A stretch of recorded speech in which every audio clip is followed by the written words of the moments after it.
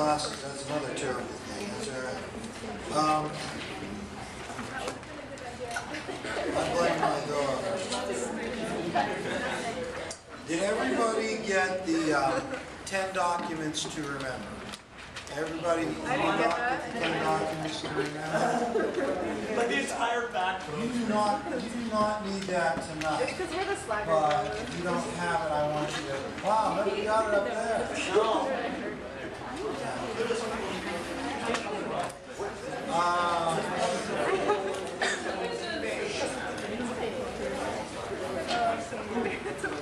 then I got like about something one time in my life. I shaved like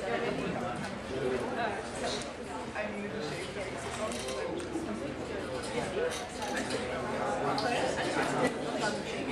yeah, but it's something so hot out tomorrow.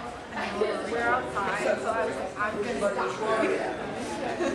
Because you know what kind of temperatures and I need to I did my shit. Right with my pink, but I'm going to stay on. Hopefully, is there enough up there? Is there? Do you need another one? Marcy? Did you get this one? What I did, if you take a look at this just really quickly, what I did is I took 10 documents that I thought, are usually considered to be quintessential, important documents that would be significant in American history. Now remember, in a lot of the tests, you are working with documents, right? So when you answer those multiple choice questions, you're reading something. You're reading it, sometimes a primary document, sometimes a secondary document, sometimes you're looking at a chart. Then when you have those short responses, oftentimes you're working with a document.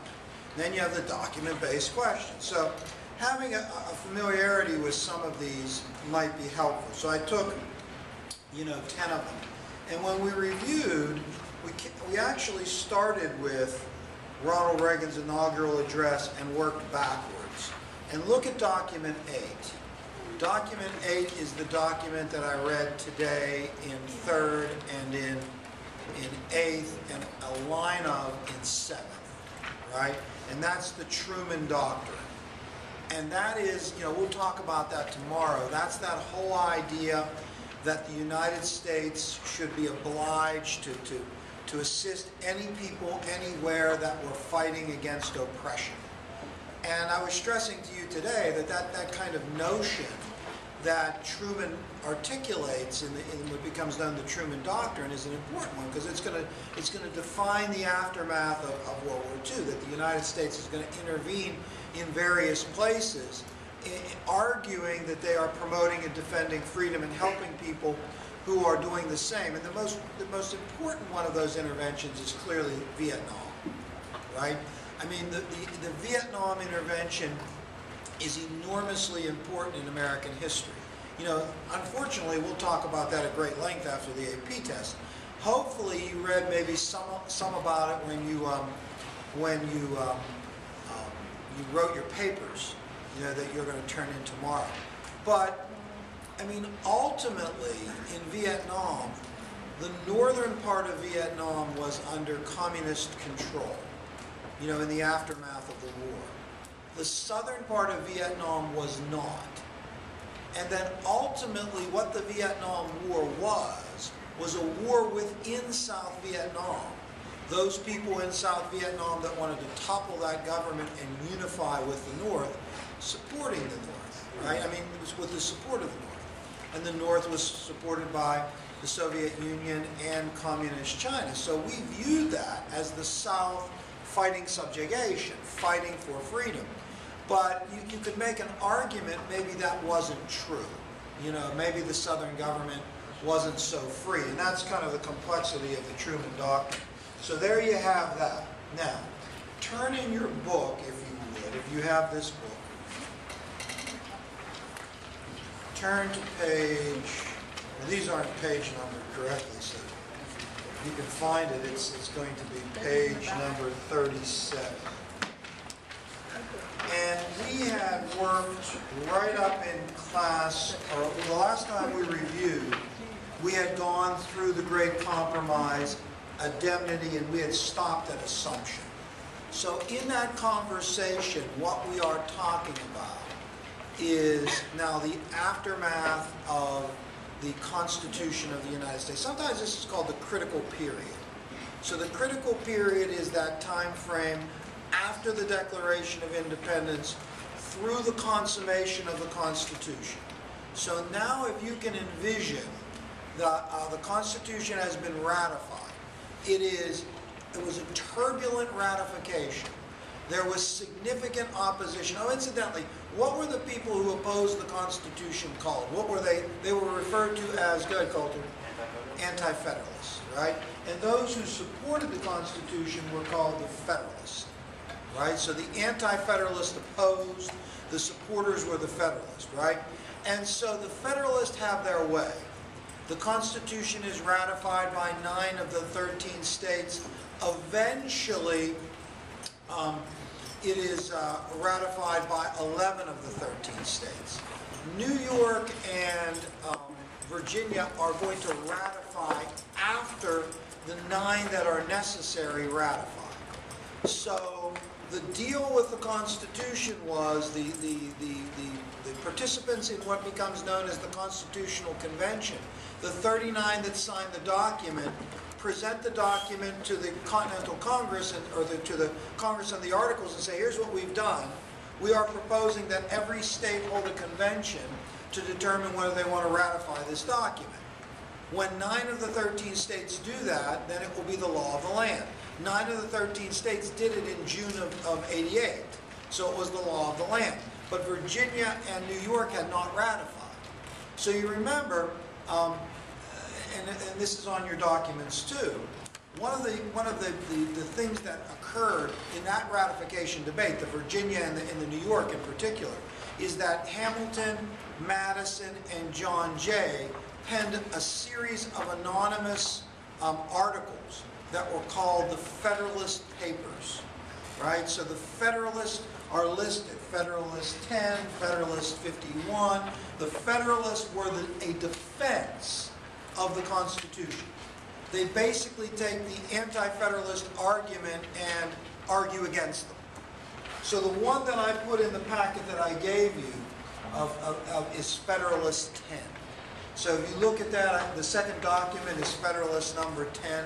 Just for fun, does anybody remember what Federalist 10 argued? Yes. The effects of having a two-party system? No, not that. It wasn't two-party. Anybody else? I mean, it's a good guess. Yes. Try to get New York to ratify the Constitution. Yes, I mean, that was the purpose, to get New York to ratify. But the specific argument of Federalist 10 was defending a big republic, right? So the argument was, one of the arguments against the Constitution is you can't have Republican government on a big scale. You can't have a big republic. And what Madison, who is the author of Federalist 10, anonymously is going to argue is, yes, you can. In fact, it's better. It's better because the factions will offset themselves. You know, because there are factions in society, you know, those factions won't be able to kind of move the government as easily as they could in a small republic. So it's kind of defending a big republic. And that was kind of common knowledge. Now, I want to say common knowledge, but it was kind of a common argument that you can't have a big republic. That anywhere that there was a big republic, it had failed. So Federalist 10 is considered to be a significant argument. Now, regardless, a Congress is elected, a Senate is appointed, a President is elected, the President is George Washington, the Vice President is John Adams. Their job, and we made this point, was to bring life to this new Constitution. The most difficult part of that process was straightening out the financial situation of the country. Under the Articles of Confederation and during the Revolution, states had accumulated significant debt and the government had accumulated significant debt. Under the Articles, they couldn't raise taxes to pay that debt. They had to rely on the states who didn't contribute as much as they needed to. So they had a significant burden of debt that was not being paid. So Hamilton, who is the first Secretary of Treasury, who was the first Secretary of State incidentally? It was not, yes, Jefferson was the first Secretary of State. Hamilton is the first Secretary of Treasury, was charged. He did a report on public credit. In that report, he proposed two things, and you can put this under assumption. One is that the debt be paid at 100%, funding at par, that's called. That the entire debt be refinanced at 100% plus whatever interest is owed. And assumption means that the individual state debts that existed would be rolled into one national debt. So assumption would be that the national government would assume the debts of the state. So there would be one giant national debt that would be guaranteed. Now, assumption is going to fail the first time that is proposed. What were the limitations? There were two things that were problematic about assumption. Does anybody remember? Two things that were problematic. Go ahead, Alice. No, well, go ahead anyways. Do you remember anything? Yes. That was a long time ago, I understand. Andrew, go ahead, tell your ex-friend Alice. Nah, I'm blasted. Go ahead, Darius. I'm going to shoot the dark here. Was that states thought they would be giving up their power? Yeah. I mean, Darius is correct. I mean, it was a power thing, right? That states would be, kind of under the thumb of the national government because they're taking their debts. And some states had already paid their debts, and they didn't like that. And so assumption failed. What was offered to get assumption through? I mean, this is almost more trivia than it might be important. But I mean, assumption eventually passes. Why? What goes on the table? There's this deal between Hamilton and Jefferson, and Madison, yes. Does it have anything to do with Washington, D.C.? Yes. They agree that assumption would pass in return for Hamilton's assistance in locating the new federal city on the banks of the Potomac, which is going to be Washington, D.C. Right? Now, if we go to turn the page and go to term 15, it is isolationism. Now, in Washington's administration, he's president for 10 years. In the first 4, the focus of what was transpiring was instituting the Constitution, implementing the Constitution, dealing with financial problems.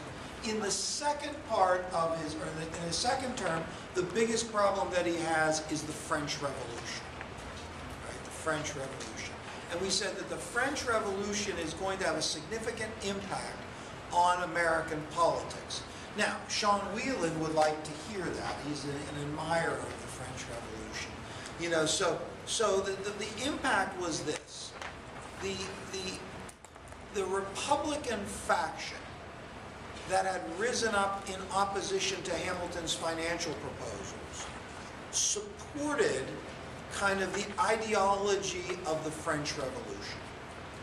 I mean, the French Revolution is widely considered to be a more radical revolution.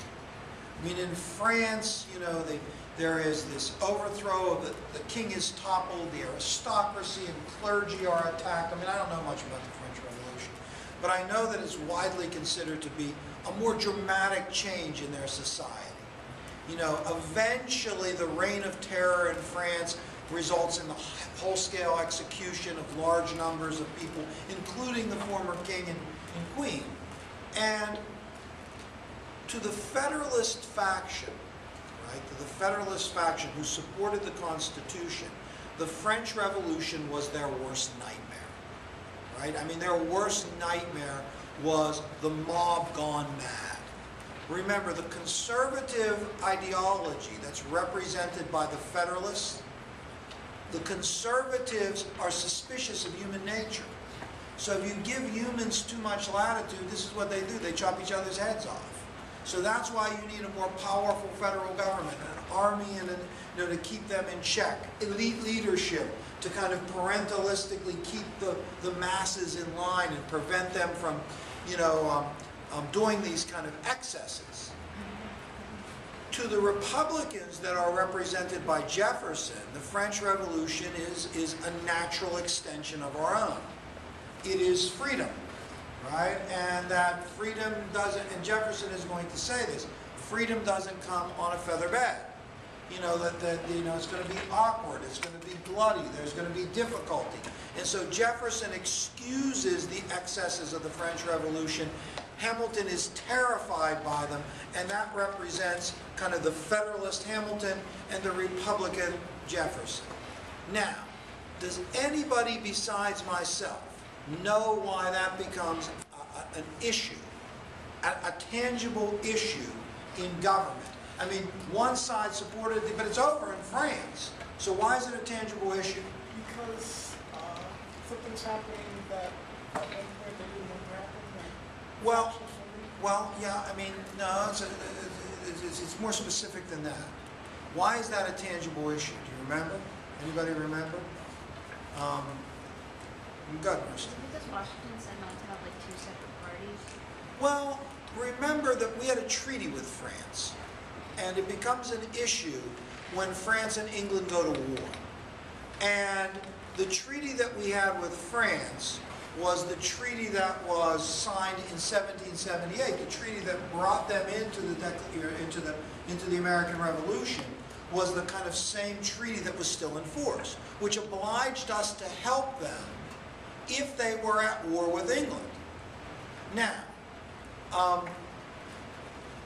before they triggered that treaty, what does Washington do?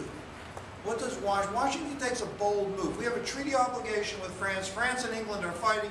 France is free to kind of say, hey, look, you need to help us. Yeah, go ahead. He declares neutrality. Right? He declares neutrality. Now, the reason I bring up that is because when we go to the term isolationism, isolationism is the idea that the United States should stay out of that kind of stuff. See, in other words, here is France and England. They go to war, and we have a treaty obligation with France, right? And so now we're going to get drug into the war. Well, Washington declares neutrality, but the Republicans don't like that. They think we should do it. And so there's horrendous criticism of Washington for this proclamation of neutrality, right? And so Washington is going to kind of respond to that when he retires. And that goes to another one of the terms on, or one of the documents on this list, with his farewell address. And the third document on this list is Washington's farewell address. In Washington's farewell address, he warns America. He says, beware of entangling alliances with European powers.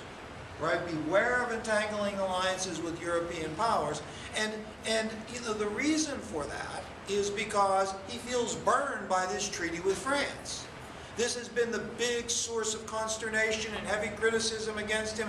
This is the way they are, and we're different than them. So this is a part of American identity, right? American identity is a big theme on the AP test. And one of them is that we are special. We're a special kind of chosen people.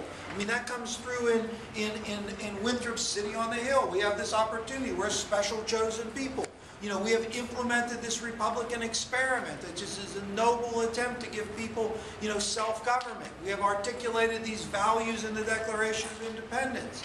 And we're different than Europe, right? And so Washington says, don't do it. Don't become involved in entangling alliances with European powers. And this becomes a pillar of U.S. foreign policy, which we incidentally violate in 1917 when we enter into World War I. So when Wilson invited the country to declare war against Germany, he basically was saying, okay, now we're going to get entangled.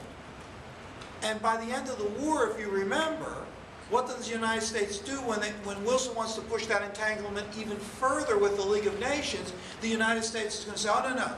Right? I mean, there's not a, I mean, at first it seemed like that was going to transpire, but the rejection of the League of Nations and the drift into isolationism in the aftermath of the 1920s kind of reflects returning to that. You know, kind of Washington was right, we should have never done that. Then think about this. That connects to our reluctance to intervene in World War II.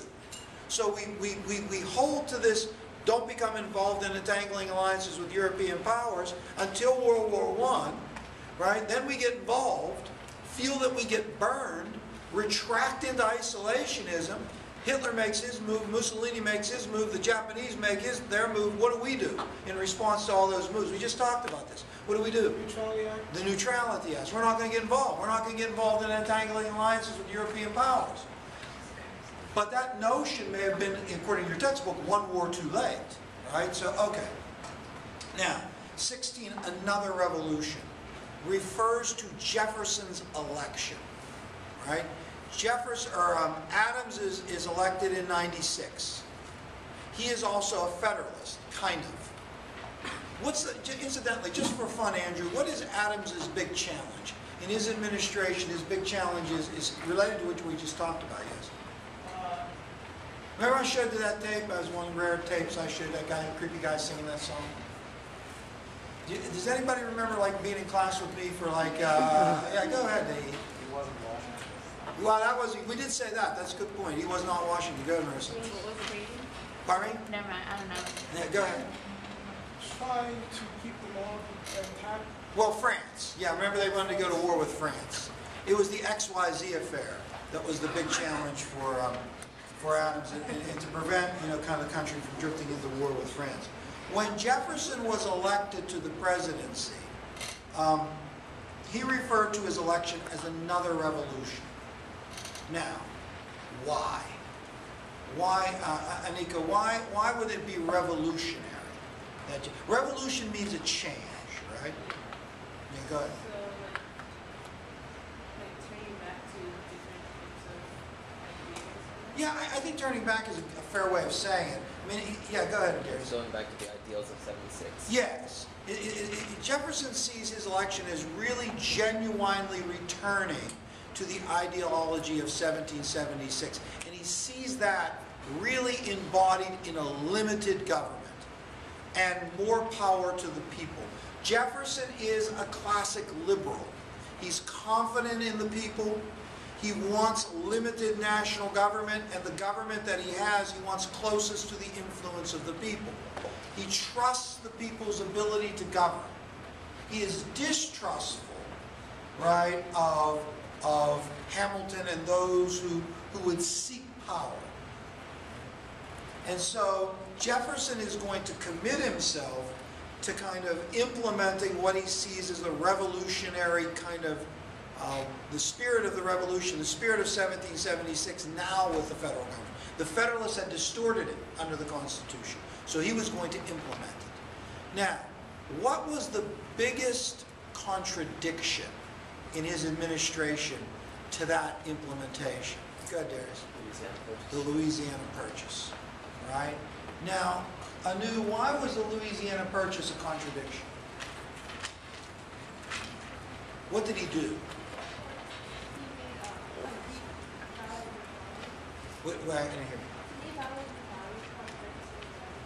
you. He said it again? Well, yes. I mean, that's true. Go ahead, Andrew. A lot of people say it was unconstitutional. Yes, he extended federal power to do it. Remember, the idea was federal power had become too strong. Hamilton and Washington and Adams had done too much. The Alien and Sedition Acts represented a threat to freedom. And so now we're going to have a limited power, limited national government. And then he extends federal power by making this deal. Among other things, right? Among other things. Now, the War of 1812 is not on here. We skip right to the era of good feelings. But the War of 1812 sometimes is called a Second American Revolution, right? I mean, this is another revolution, the Second American Revolution. And the reason it's called a Second American Revolution, the War of 1812, is because it represents kind of a final break from Britain. I mean, if you can envision this, we declare ourselves independent from Britain politically. But it's almost like they don't recognize it, and Americans don't see themselves as Americans yet. They still see themselves as Virginians, right? Or New Englanders. And New Englanders were part of the British Empire, right? So they kind of still have a connection. Their culture is still connected to England. They don't have their own literature. You know, there isn't, you know, kind of a sense of nationalism. The end of the War of 1812 invigorates that sense of nationalism. After the war's over, Americans begin to see themselves more as Americans. Now remember, that Revolutionary War generation had passed along. So another generation is coming on, and they're born in, you know, under the stars and stripes. They're born as Americans, and so they're going to see themselves as that. So we say that's a second American Revolution. The era of good feelings represents a period of Republican ascendancy. The Federalist Party is discredited because of the War of 1812. They were notoriously disloyal, right, during the war. They didn't support it. They didn't want to support it. They traded with the enemy during the war. And the Hartford Convention represented the culmination of their disloyalty. You know, demanding modifications in the Constitution to protect their regional interest. And so with the discredit, you know, with the Federalists being discredited, there is this period of time that coincides with the Monroe administration that is associated with one-party rule. There is no Federalist Party. Now, the Federalist Party isn't going to die. The Federalist Party is the party of Hamilton. It is the party of big government. It is the conservative party. It is the party of using government to promote the size and the scope of the country, to promote business, you know, to support banking, to diversify the economy. Now, that notion is going to be taken up, if we go to term 19, with the American system, right? Now, it is going to be Henry Clay that advocates for this kind of political platform. And term 18 is a political platform. And a political platform is elements of kind of, or proposals that someone stands on. If I'm elected, right, I will do these things. I stand on these principles. So get it? The platform you stand on, that's the imagery. And the planks in the platform are the specific things that a person adheres to. So probably the first comprehensive political platform is the American system. And Henry Clay is most likely associated with it. It's consistent with the post-War of 1812 nationalism. And what Clay and other Republicans, nationalistic Republicans, are going to advocate for is to separate the United States from the Atlantic system, which is a part of that nationalism. Yes? So it's federally government financed internal improvements? Well, wait a minute, we'll get that in a second. Here's what I want you to think of the American system. The whole notion of the War of 1812 is now we are really separated. We were politically separated before. Now we are really separated. We are culturally separated. You recognize our separation. You know, we defeated you in this second war. We're not coming back. This is over. You know, we're going to develop our own literature. We're going to separate from the Atlantic system. No longer are we going to be dependent upon Britain and France for our trade. We are going to build our own system. We're going to connect the West with the South and the North. And the national government is going to promote economic development in those three sections of the country so that we now have an American system rather than an Atlantic system. Now, the three planks of that platform are these. One is a national bank to provide a reliable currency. A national bank to provide a reliable currency. The second is government-financed internal improvements. A national bank, government-financed internal improvements, and protective tariffs. Now, the reason that we wanted that protective tariffs were advocated is the part of the system that the country lacked was industry. I mean, we were dependent upon Britain for finished products. And remember, Jefferson wanted it that way. And this is an interesting thing. Jefferson was afraid of cities and industry. I mean, he was afraid of what we've just been talking about for several months, industrialization and urbanization. And he kind of argued this. Jefferson argued you could never have the Republican experiment if your country was industrialized and urbanized, right? I mean, he basically said you can't have it.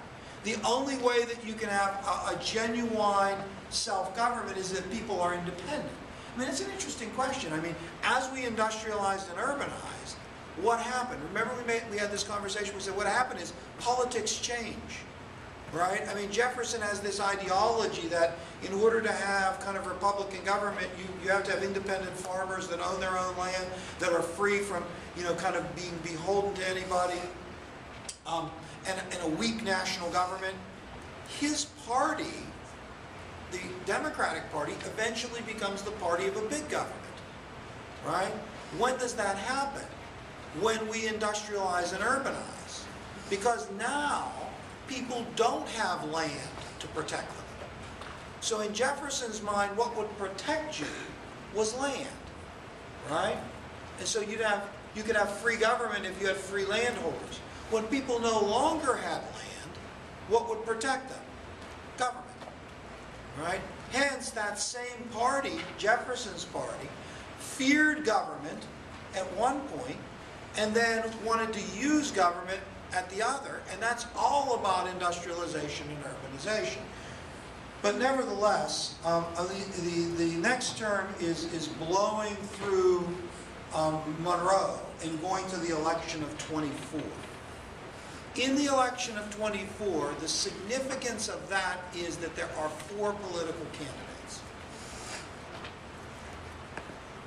And they were Jackson, Clay, Crawford, and John Quincy Adams, all of which were Republicans. Jackson, Clay, John Quincy Adams, all of which were Republicans.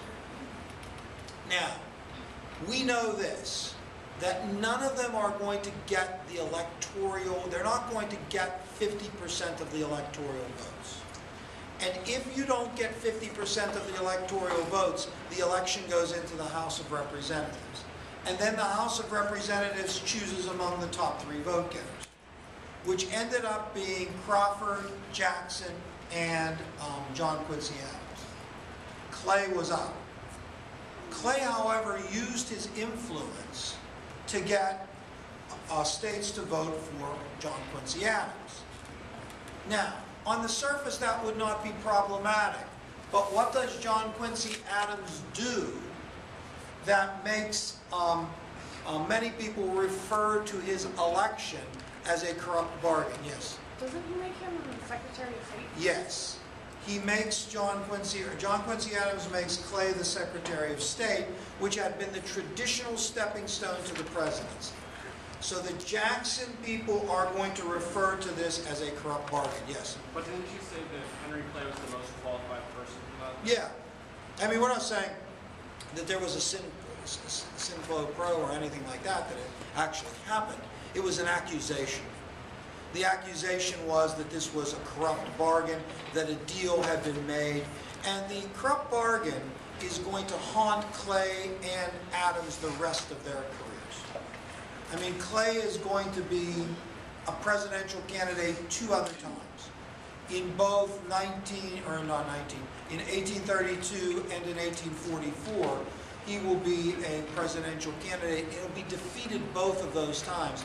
And part of the reason for his defeat is going to be his historic reputation and his support of the American system.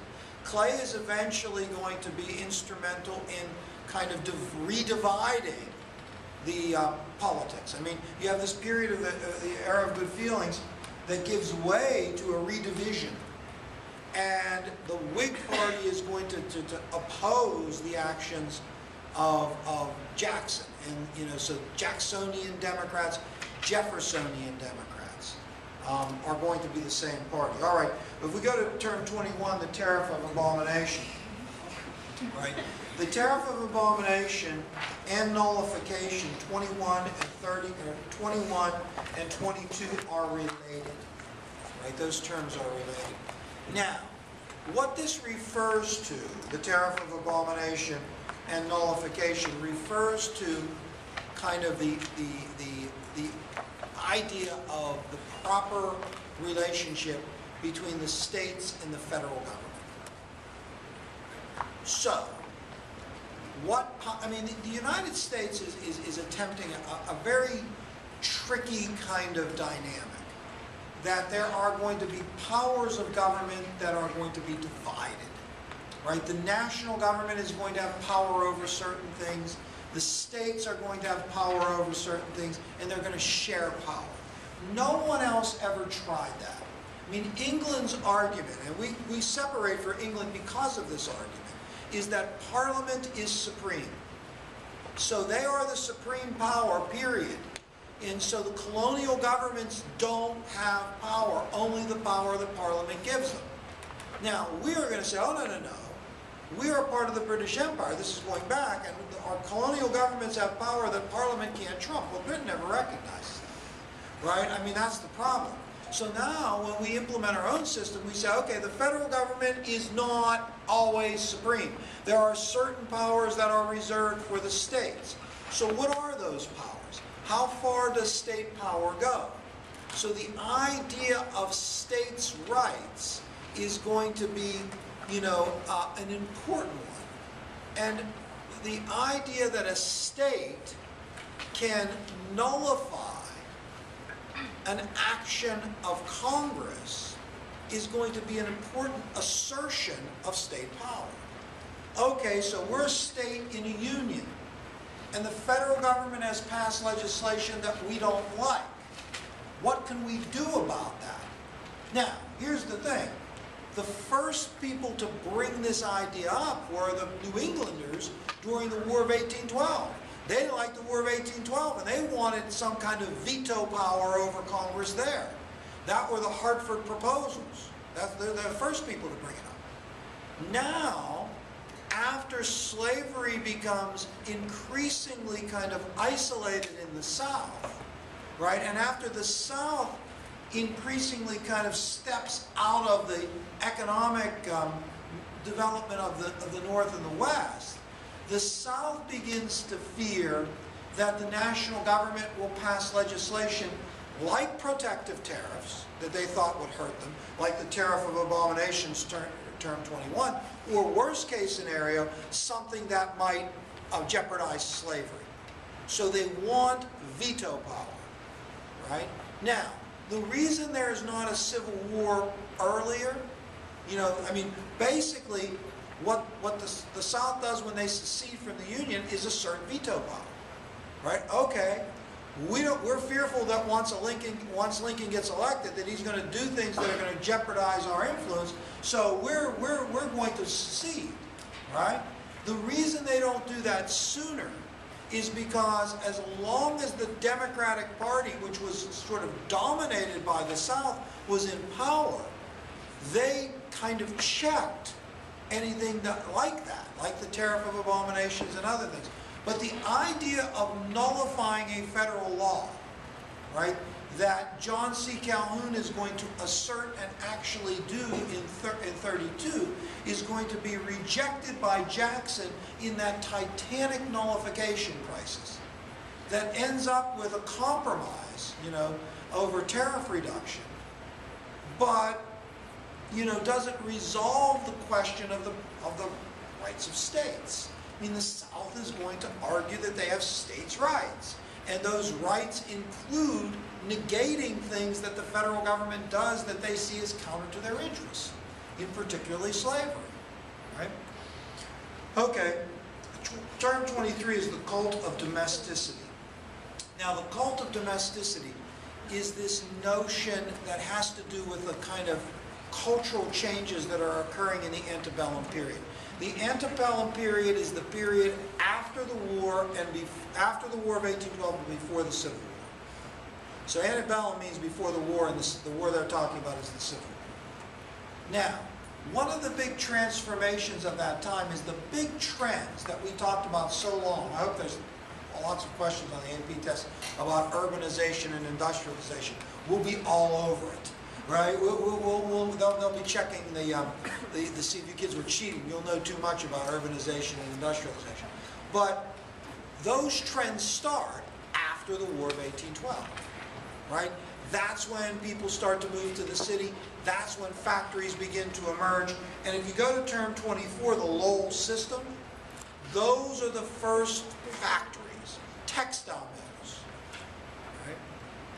The Lowell system is the idea that you take young girls, farm girls, and you bring them into cities and you have them live in dormitories and work in factories for a period of time. Because the problem with industrialization in the United States is labor was in chronic short supply. Right? As long as there was available land in the West, it was hard to get people to work in a dirty, dangerous factory. So who are we going to get to work in these factories? Wages are going to be too high because people would just go west. Right? So we'll bring farm girls and we'll let them work for 2 or 3 years, and then they can earn money and establish a dowry. Right? At one time, and I'm clearly doing that with my own daughter's wedding. I was getting ready to expend that dowry down at the hall there. The dowry is that pot of money that the family gives the groom. Gives the groom for when their daughter is married. So okay, I mean, people took this seriously. They wanted a dowry. The daughters wanted to come into the wedding, you know, with some amount of money, and they earned that in these factories. I mean, the Lowell system. The AP loves the Lowell system. They love the Lowell system because they're not sure whether that was exploiting girls or giving them opportunities. You know, I mean, but they worked in factories. The cult of domesticity was the idea that as urbanization and industrialization started to take hold, there was a separation between home and work. People left the farm to work for wages in the factories. Now they left home to go to work. And the home, the sphere of the home, was headed by the wife. The cult of domesticity. The woman is the king of the home. The man is the king of the world of work. Right? The separation between home and work is an important structural kind of change. If you look at term 25 and 26, utopian and Brook Farm. Utopia is what you're in right now. AP history, you know, 8 p.m. at night. It doesn't get any better than this. I mean, maybe when we were taking our bowels there, it was close to, it's not as good as this. I mean, you know, a utopia is like the ultimate, but when we talked about utopia, they were talking about society. What would society be utopia? And in order to achieve that, in the antebellum period, they are going to push reform, right? Fixing the problems in society, temperance, abolition, treatment of the mentally ill, and experiment with different societal arrangements in kind of utopian living. And the best example of that would be Brook Farm. And Brook Farm is the best example of that because Hawthorne was there. Incidentally, on the AP test that your English, you know, your English class where you read, you know, American literature, Hawthorne and transcendentalism, they always ask questions about it. You know, they always. Okay, term 27 is nativism.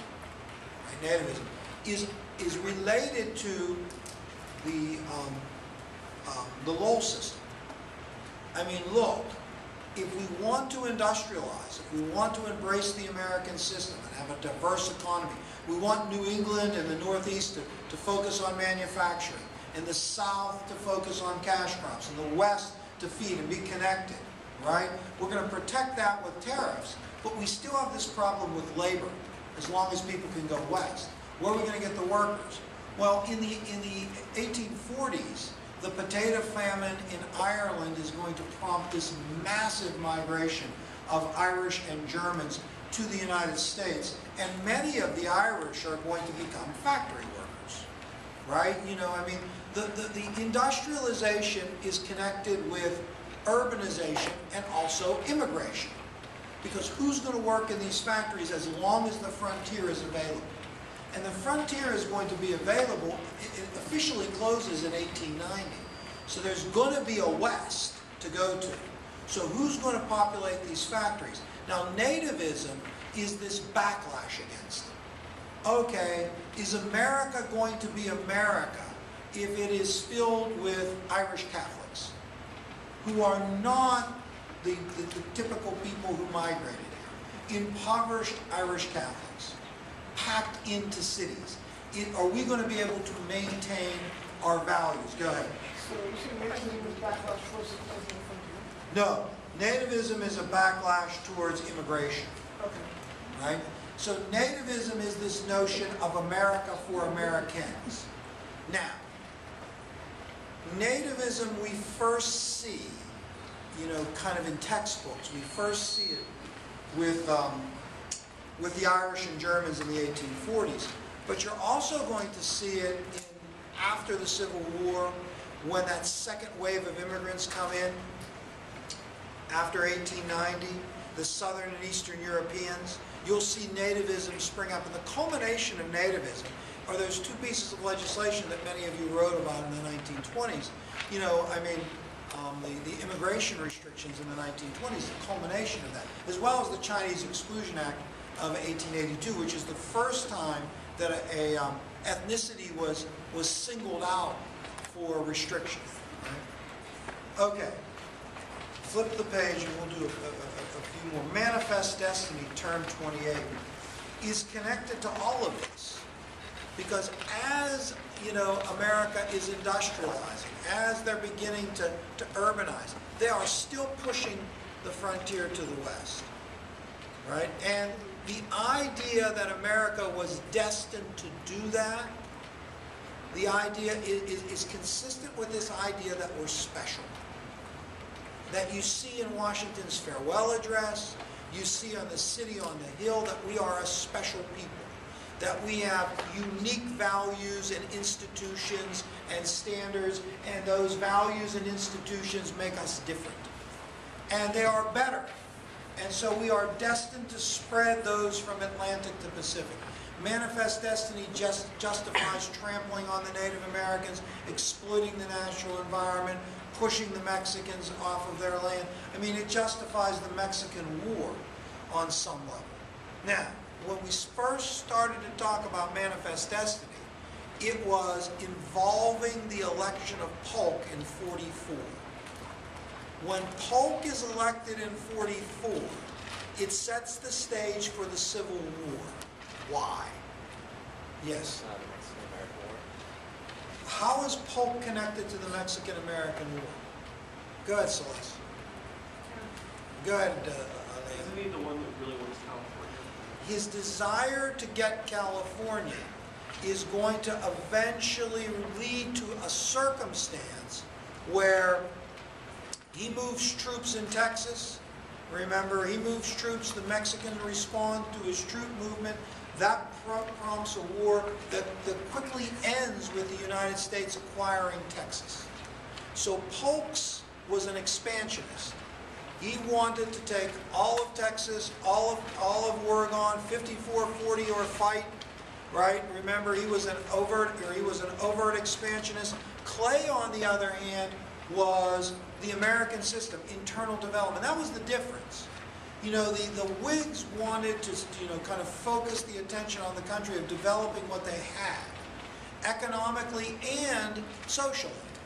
You know, we want to get rid of slavery. We want to get people in church. We want to promote religion. We want to promote temperance. We want to limit immigration. You know, we want to improve the country. The Democrats are more likely to say, well, we don't want to do any of that stuff because we want a limited national government. We just want to go west, right? We want to expand. And as we expand, the question is going to be as what? As a nation of slaveholders or as a nation of free workers? And so the expansion that results from the Mexican cession is going to set forth the kind of events that lead to the Civil War, right? That becomes the question. The question is, okay, you know, now that we are expanding, the South is fully committed to slavery. Now, what intensifies this Southern commitment to slavery? How would you describe that? Go ahead, Liam. Then the cotton gin. The cotton gin is central to that. I mean, cotton becomes this extremely lucrative cash crop that Southerners are going to gravitate towards. And cotton becomes the center of Southern society, and particularly in the Deep South. And even in the places where they don't grow cotton, cotton's important. Even in the places where they don't hold slaves, cotton's important. I mean, cotton accounts for half of the exports of the United States. It's a very important, lucrative cash crop, right? In order to grow that cotton, you need that labor force, and that labor force is slavery. And once that labor force is enslaved, the idea of liberating those slaves becomes less and less tenable. You know, we said, you know, right up until 1831, right up until Garrison, which is another one of your documents here, document 4, William Lloyd Garrison and the Liberator. Right up until Garrison and the Liberator, right, the idea of gradually abolishing slavery with compensation and colonization. Oh, what was the name of the organization that wanted to colonize? This is really easy. No, the American Colonization Society is the name of it. Henry Clay was a part of that. You know, and that was, when that fails, when colonization fails, Garrison is going to say no, right? 1831, the Liberator, please associate that with a radical abolitionist movement, right? The radical abolitionist movement is going to say, well, look, we need to abolish slavery immediately without compensation or colonization. Now, it is in response to that, please stay with me here, it's in response to that the South is really going to backlash. They're going to say, well, look, if you guys are going to say that, if you want immediate emancipation, we need to protect our institution. And the way we'll protect our institution is with numbers. So if we have parity with the North in the Senate, we can prevent anything from happening. If we have parity, you know, and we can elect, you know, electoral college, and we can elect presidents, then we can prevent that from happening. If you think about when the South seceded, they seceded when they lost the presidency without a single Southern vote, right? So Lincoln's name wasn't even on the ballot in the South. So when he won the presidency without them, then it was only a matter of time before the Supreme Court, the presidency, and Congress would all be in the hands of Northerners that they believed would attack the institution of slavery, and there wouldn't be anything they could do about it. So they seceded from the Union in anticipation of that. So, I mean, the radical abolition movement is important in prompting that, you know. I mean, they're the ones that say, look, we want to do this, and this creates this Southern fear that they now say, well, look, we can no longer allow slavery to be isolated, right? You know, that's where it was. It was isolated, and the opponents of slavery, even if they accepted that slavery existed in some places, they didn't want it to spread for numerous reasons: moral reasons, economic opportunity reasons, politically reasons, because the slave, you know, ideology had a political ideology that was associated with it. So this attempt to stop the spread of slavery into the Mexican Cession, right, which occurs because Polk is elected to the presidency and takes these actions, is going to be important. And you know, one of the solutions to that is popular sovereignty. Popular sovereignty, you say, well, okay, what are we going to do about this territory? You know, is it going to be slavery-free? Let the people decide. Right? Let the people decide. Which seems like to be an ideal solution. But the problem with popular sovereignty is that you are voting to take away someone's freedom, right? I mean, can you do that? Can you vote to take away someone's freedom? And if you can do that in a state, can you do that anywhere else? I mean, you know, popular sovereignty is eventually going to be something that Southerners are going to support, you know, because it seems like slaves would be able to go and then the people could decide. The peculiar institution is what Southerners called slavery. They called it the peculiar institution. And the fire eaters were the people in the South that were the most suspicious of all Northerners. Yes. Why did the Southerners call slavery the peculiar? Well, I don't know. I mean, I just don't know. I just know they did. You know, I don't know why they called it. I don't know where. I don't know the history of that term. Yeah. Now, in terms of fire eaters, so fire eaters are the people who say you can't trust the North. They're no good. They're going to violate